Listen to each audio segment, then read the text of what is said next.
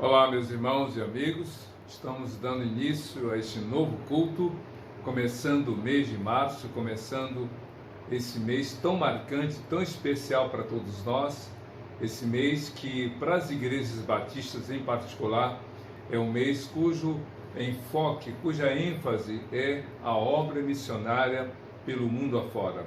É a campanha de missões mundiais 2022. E a mensagem, portanto, ou as mensagens ao longo desse mês, terá essa atenção, esse olhar específico para a obra missionária. Queremos colocar diante de Deus para você meditar, para você pensar naquilo que Deus tem para a sua vida, para a nossa vida, para todos nós.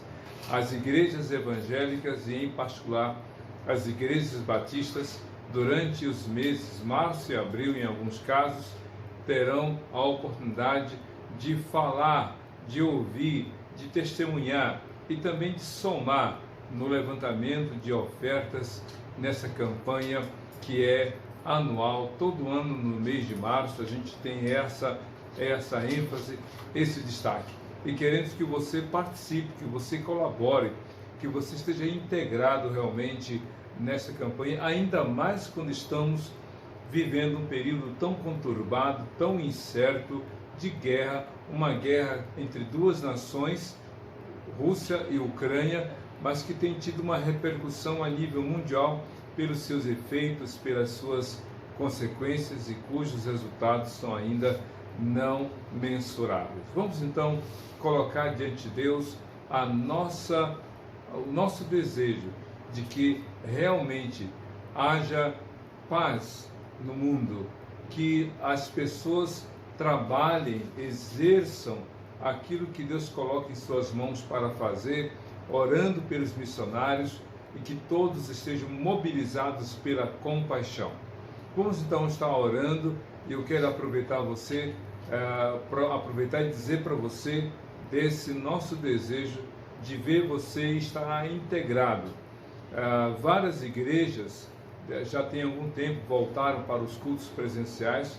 São raras as igrejas que ainda estão mantendo as atividades tão somente online, mas também sentimos a falta daqueles irmãos, queridos irmãos, que por razões ainda das comorbidades, das limitações na área da saúde, ainda não podem participar presencialmente. Eles estão orando conosco, buscando a Deus conosco, intercedendo e nos encontrando no modo virtual.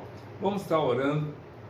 Neste culto também estaremos celebrando a ceia do Senhor, já que hoje é o primeiro domingo do mês de março. Mas eu quero aqui já dar um destaque. É o dia da esposa do pastor. Você já pensou? A oportunidade de você olhar para o pastor e saber que ele tem uma esposa que sustenta em oração, que colabora, que apoia, que está do lado, que intercede, que soma. Então, se você tem na sua igreja um pastor que tem uma esposa, que tem uma família, então é hoje o momento, a oportunidade de você interceder pela esposa do pastor e orar pela sua vida e pela sua família. Vamos então colocar diante de Deus. Eu quero aqui para esse momento de oração colocar para você aquele texto do Salmo 33 que diz assim: feliz é a nação cujo Deus é o Senhor. Feliz é a nação cujo Deus é o Senhor. Vamos orar. Feche seus olhos, cubra sua cabeça. Oremos ao Senhor. Deus de amor, de graça e bondade, nós queremos te louvar pela tua graça, pela tua bondade, pela tua misericórdia. Queremos te agradecer porque o teu grande amor nos alcançou. Teu grande amor chegou até nós porque o Senhor enviou Jesus. E através de outras pessoas, a mensagem do teu grande amor por nós em Cristo Jesus chegou ao nosso coração.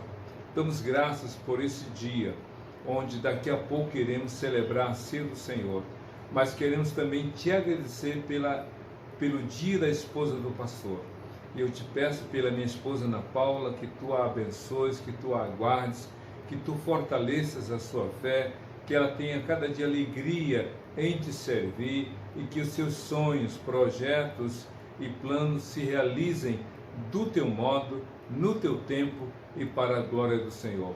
Aproveitamos para interceder pelo mundo que está vivendo esse tempo de inquietação, de dúvidas e incertezas quanto aos desdobramentos, aos efeitos e consequências desta guerra entre Rússia e Ucrânia, cujo fim ainda não é vislumbrado. Tenha misericórdia e que haja, Deus, realmente um entendimento entre essas lideranças para que a paz se torne plena e verdadeira entre esses dois povos e, por consequência, no mundo.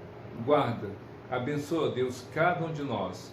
Abençoa o pastor Zé Maria, que amanhã estará celebrando com a sua esposa Janaína 40 anos de ministério. Que o Senhor o abençoe, que o Senhor o guarde e que ele seja próspero na realização da tua obra e na continuidade do ministério que o Senhor lhe confiou. É o que nós te pedimos e já te agradecemos em nome de Jesus. Amém. Que Deus te abençoe. Nós vamos ter daqui a pouco a mensagem, você já está aí vendo na tela o tema: quem atenderá ao chamado para missões? É o tema da nossa breve reflexão, mas eu quero também dizer a você que é membro da PIB da Barra de Caxias, que você pode somar conosco na entrega dos dízimos das ofertas, que você pode contribuir através das informações bancárias, Banco Itaú, agência 9165, conta corrente 26152, dígito 1, chave Pix, o número celular 98138-7509. Vou repetir, 98138-7509. Através dessa chave você faz a sua transferência via Pix. Você pode fazer um depósito bancário do dízimo e também da sua oferta, somando com a obra do Senhor em nossa congregação. Que Deus te abençoe e até daqui a pouco. Antes da mensagem, uma participação musical para você preparar o seu coração para a palavra de Deus. Que Deus te abençoe.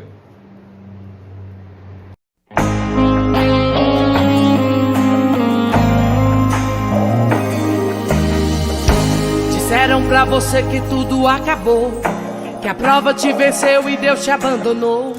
Promessa não tem prazo de validade, mensagem negativa não vem do Senhor. Não aceite sua derrota, não se desespere. Espera no Senhor, não largue sua cruz. A última palavra ela não vem do médico, nem do advogado, ela vem de Jesus. A última palavra ela não vem do médico, nem do advogado, ela vem de Jesus. Você olha no relógio, vê passando as horas. Você ora, você diz, meu Deus, quanta demora. Meu irmão, é na angústia que Deus te socorre. Deus já preparou um pódio pra sua vitória. Até os seus amigos viram sua prova, disseram não vai vencer, porém se enganou. Deus promete, não esquece que Ele é fiel.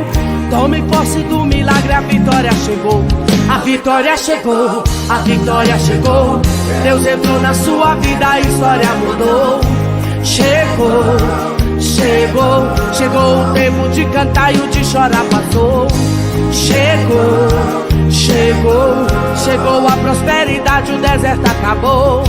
Chegou, chegou, Deus entrou com providência, a vitória chegou. Agora eu quero convidar pra cantar comigo a minha filha Luana. É isso aí, mãezinha, vamos louvar. Não aceite sua derrota, não se desespere. Espera no Senhor, não largue sua cruz. A última palavra ela não vem do médico, nem do advogado, ela vem de Jesus. A última palavra ela não vem do médico, nem do advogado, ela vem de Jesus. Você olha no relógio e vê passando as horas. Você olha, você diz, meu Deus, quanta demora. Meu irmão, é na angústia que Deus te socorre. Deus já preparou um pódio pra sua vitória. Até os seus Seus amigos viram sua prova, disseram não vai vencer, porém se enganou. Deus promete, não esquece que Ele é fiel. Tome posse do milagre, a vitória chegou. A vitória chegou, a vitória chegou. Deus entrou na sua vida, a história mudou. Chegou, chegou, chegou o tempo de cantar e o de chorar passou. Chegou e chegou, chegou a prosperidade, o deserto acabou. Chegou e chegou, Deus entrou com providência, a vitória chegou. A vitória chegou, a vitória chegou. Deus entrou na sua vida, a história mudou. Chegou, chegou, chegou o tempo de cantar e o de chorar passou. Chegou, chegou, chegou a prosperidade, o deserto acabou. Chegou, chegou, Deus entrou com providência, a vitória chegou. A vitória chegou, a vitória chegou, a vitória chegou, a vitória chegou. E chegou.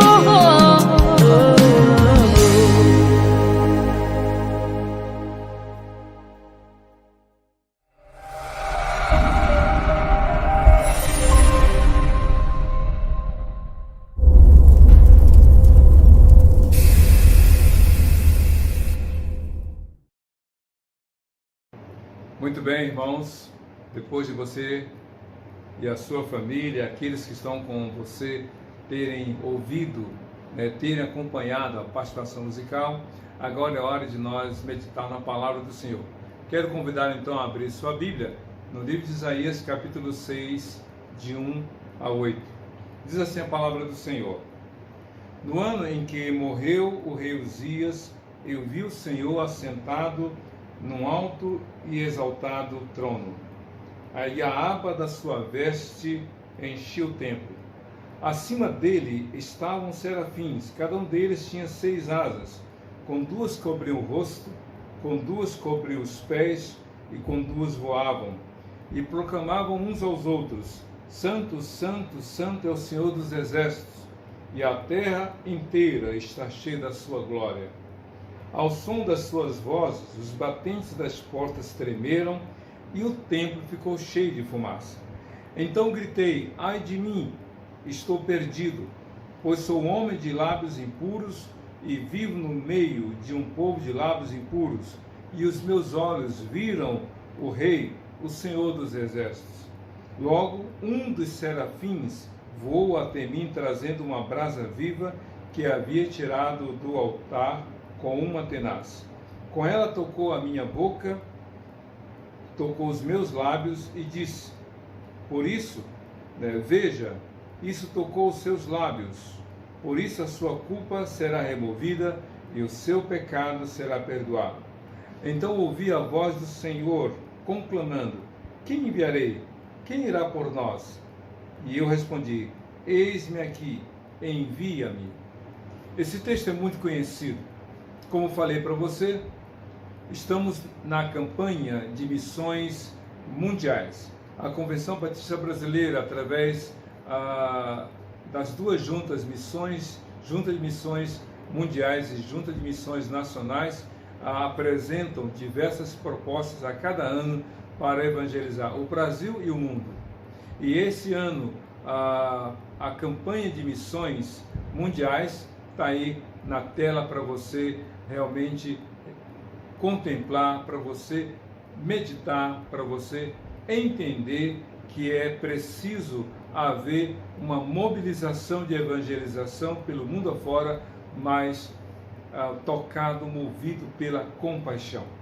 O mundo precisa de paz. O mundo está necessitado de paz. Deus quer que todas as pessoas sejam salvas. 1 Timóteo capítulo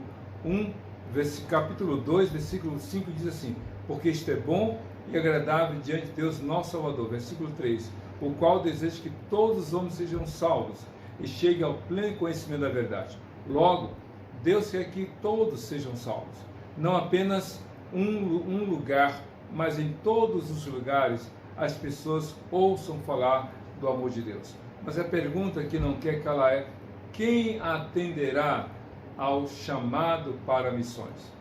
Deus fez esse chamado aqui no versículo 8. Então ouvi a voz do Senhor conclamando: quem enviarei e quem irá por nós? Quem é que vai realmente se dispor a pregar o Evangelho a todas as pessoas? Quem? Deus quer que você, que eu, que todos nós estejamos comprometidos. Mas a experiência do profeta Isaías, aqui registrada no capítulo 6, apresenta alguns detalhes que devem ser observados por todos nós. Para você atender ao chamado do Senhor para a obra missionária, veja o que houve na vida de Isaías, para você entender o quão necessário que você passe pela mesma experiência, guardadas as devidas proporções. Por isso, para essa pergunta, quem atenderá ao chamado para missões? A primeira resposta é quem teve um encontro pessoal com Deus. Quem teve um encontro pessoal com Deus. O profeta Isaías, diz a Bíblia, no ano em que morreu o rei Uzias.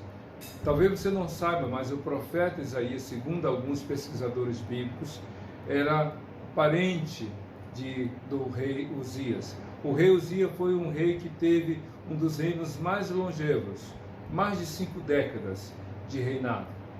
Então foi um rei que reinou por muito tempo, deixando uma marca profunda na mente e no coração dos seus concidadãos.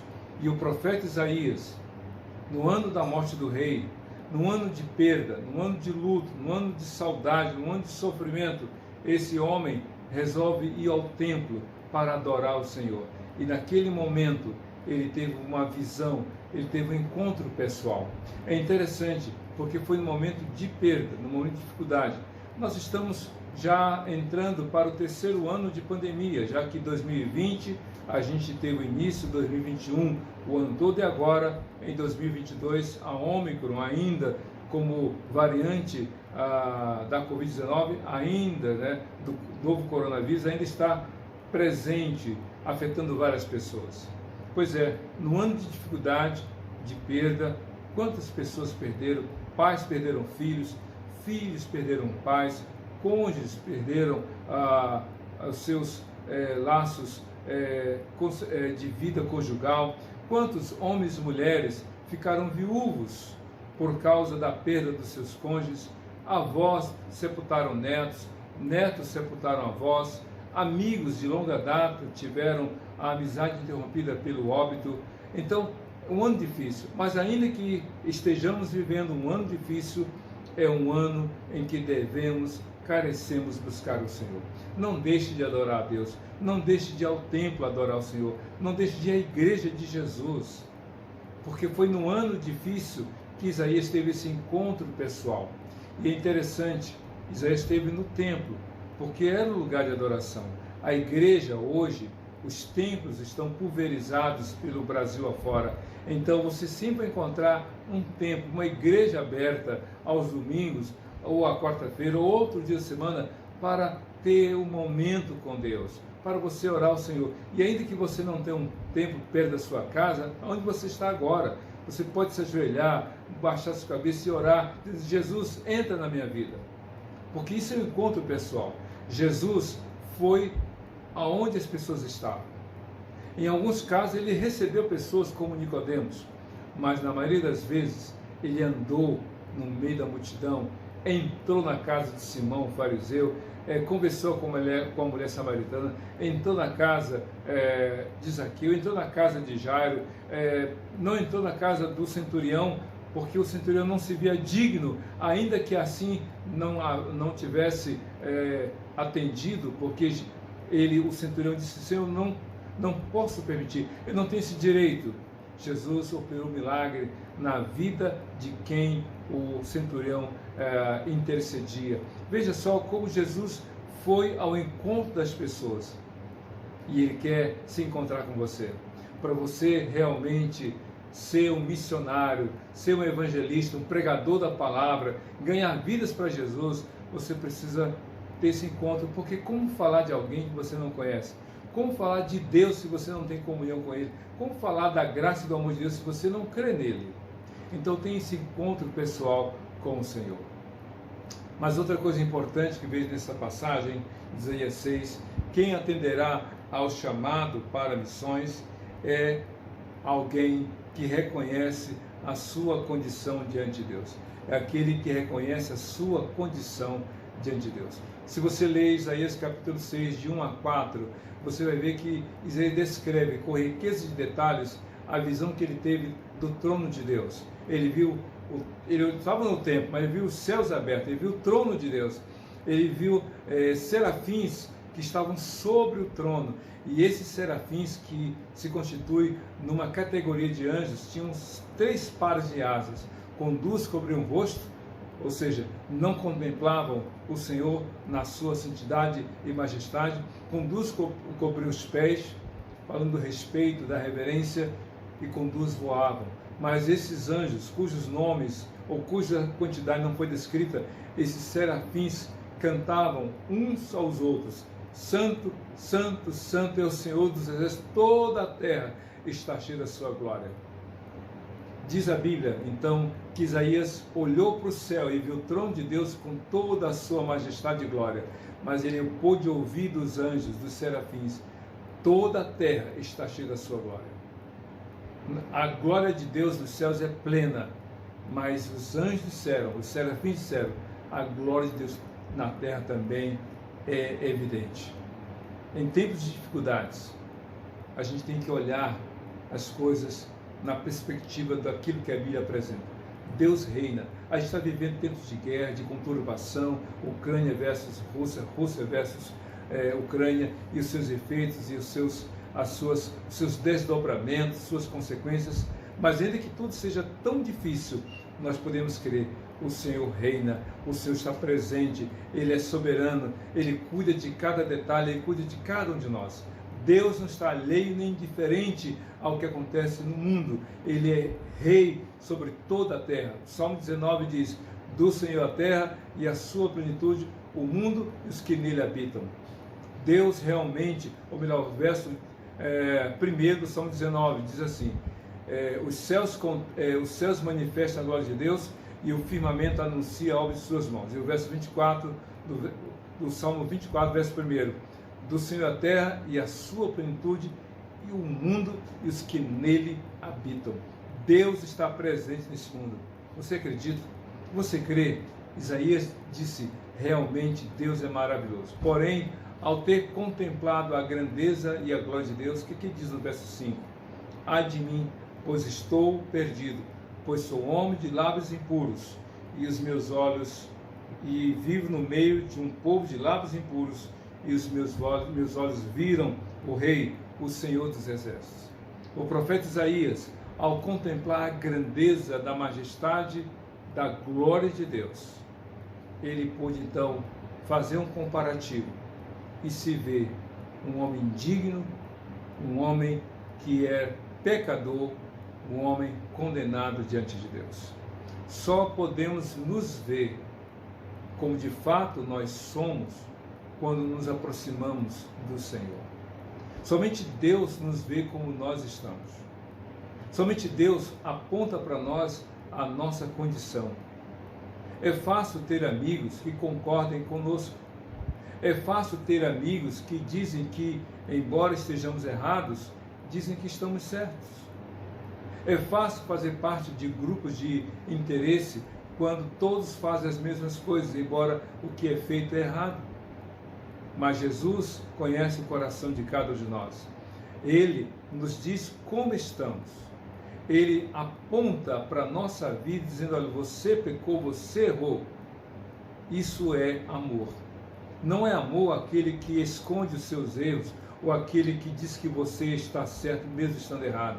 Não ama aquele que diz que você pode continuar fazendo o que você faz, mesmo sabendo que isso vai destruir a sua vida. Amor de verdade é você pecador, mas Deus ama você e quer salvar você. Jesus fez isso com todas as pessoas. Ninguém é salvo se não admite seus erros e pecados. Você precisa olhar para a palavra de Deus e crer que ela é a verdade. Quantas pessoas não querem ouvir a palavra de Deus porque não querem ser confrontadas com a palavra? Quantos pregadores estão pregando a verdade, mas são poucos aqueles que ouvem a verdade.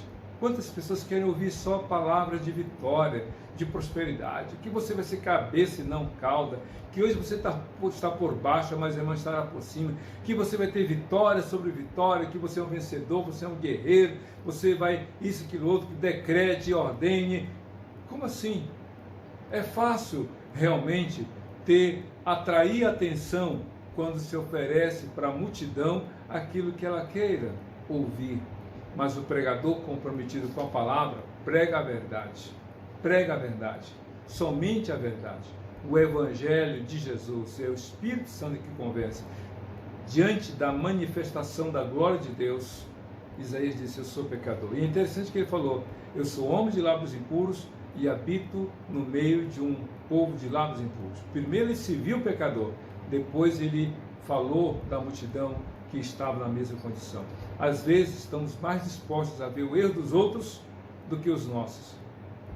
Mas o homem que se coloca diante de Deus, ele diz: Senhor, eu sou pecador, eu necessito da tua graça.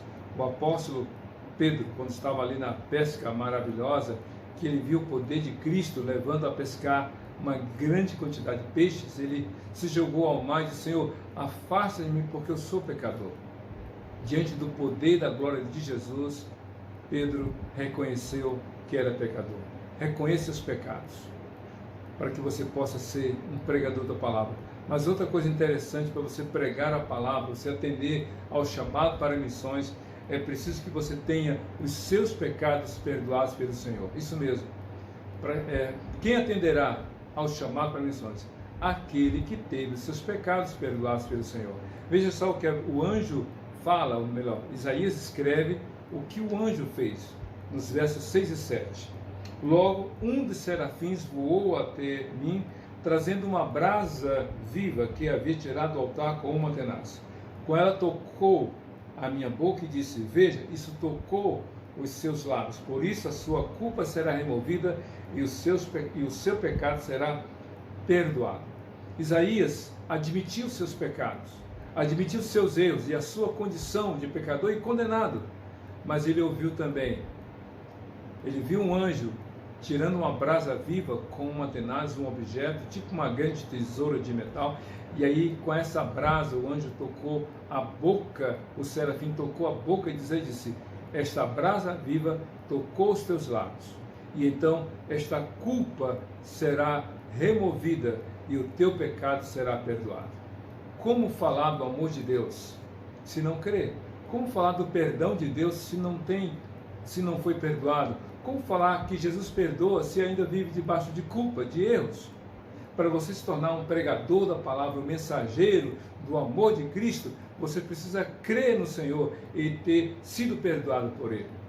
A Bíblia diz em 1 João 1,9: se confessarmos nossos pecados, Ele é fiel para nos perdoar os pecados e nos purificar de toda injustiça.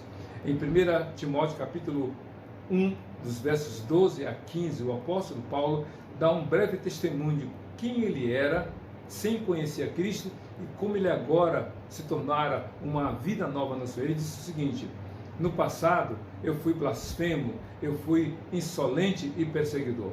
Blasfemo porque ele abriu a boca para falar mal de Jesus. Insolente porque ele desrespeitava os cristãos, falava mal dos cristãos. E perseguidor porque ele ia atrás dos cristãos e até consentiu na morte de Estevão, de acordo com Atos capítulo 7. Pois bem, a Bíblia diz que Paulo admitiu isso, mas ele reconheceu que precisava do Senhor. Ele disse que foi alcançado pela graça e pela misericórdia do Senhor, se tornando, pelo chamado de Jesus, o pregador da palavra, um dos maiores evangelistas de todos os tempos da Igreja do Senhor. Mas a última coisa que eu quero falar para você: quem atenderá ao chamado para missões é aquele que olha o mundo com a visão do Senhor. É aquele que vê o mundo com a visão do Senhor. Veja só o que a Bíblia diz em Isaías capítulo 6, versículo 8. Então ouvi uma voz, ou melhor, ouvi a voz do Senhor conclamando: quem enviarei? Quem irá por nós? E eu respondi: eis-me aqui, envia-me. O profeta Isaías respondeu favoravelmente ao chamado do Senhor, porque ele entendeu qual era a proposta, qual era o propósito desse chamado. Era para se tornar porta-voz da graça, do amor do Senhor. Ele tinha que anunciar às nações, partindo de Jerusalém, comunicando o plano, a mensagem de Deus para todas as pessoas. A ênfase da pregação do apóstolo, ou melhor, do profeta Isaías, era a questão do arrependimento, de reconhecer as pessoas que Deus reina, de que Ele condena o pecado, mas que Ele ama o pecador e quer que todos se arrependam. Foi essa mensagem que Jesus veio trazer, de que Deus, João 3,16, porque Deus amou o mundo de tal maneira que deu seu Filho unigênito, para que todo aquele que nele crê não pereça, mas tenha vida eterna. O profeta Isaías, diante do que ele ouviu, a quem enviarei? Quem irá por nós? Ele se ofereceu, dizendo, eis-me aqui, eu quero servir, eu quero falar, eu quero comunicar essa mensagem às nações. O mundo hoje precisa de paz. Partindo do seu bairro, da sua cidade, do seu estado, do Brasil, do qual fazemos parte, o mundo precisa de paz. O mundo precisa ouvir falar da compaixão de Deus em Cristo Jesus. Deus quer salvar todas as pessoas, mas Ele quer através de quem foi alcançado pelo amor do Senhor. Nós vamos, nesse momento, celebrar a ceia do Senhor. E nessa celebração, eu quero levar você a uma reflexão. De tudo aquilo que você já ouviu, daquilo que você já acompanhou na exposição da Palavra de Deus, a questão toda é, você está comprometido? Você está disposto a atender ao chamado do Senhor para a obra missionária? Então faça da ceia do Senhor uma oportunidade de você dar graças pela salvação em Jesus, mas também um ato de confirmação, de consagração e de entrega para se tornar não só um portador, mas um porta-voz da palavra do Senhor. Vamos orar? Vamos então colocar diante de Deus, aqui está o kit, o cálice com o pão. Nós vamos orar e pedir a Deus que Ele nos abençoe. Oremos.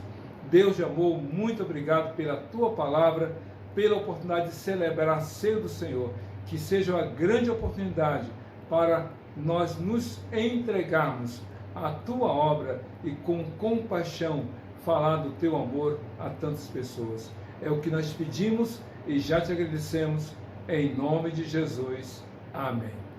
Então quero convidá-lo a pegar a primeira parte do kit, que é esse pacote aqui que tem o pão, um pequeno biscoito que simboliza o pão. Eu quero convidá-lo a abrir, segurar esse pequeno pedaço e você se lembrar das palavras de Jesus. O apóstolo diz lá em 1 Coríntios capítulo 11, que Jesus naquela noite, a noite que ele foi traído por Judas, aquela noite que ele foi entregue para ser julgado e condenado à morte, antes ele se reuniu ali no cenáculo e disse, este é o meu corpo que é dado por vocês. Façam isso em memória de mim. Comamos.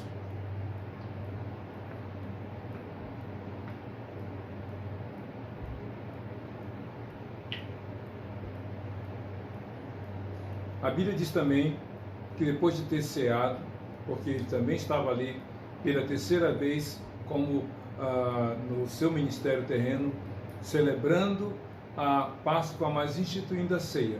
Depois de ele ter comido a ceia, Cordeiro Pascal, ele pegou o cálice, dizendo, este cálice é a nova aliança no meu sangue.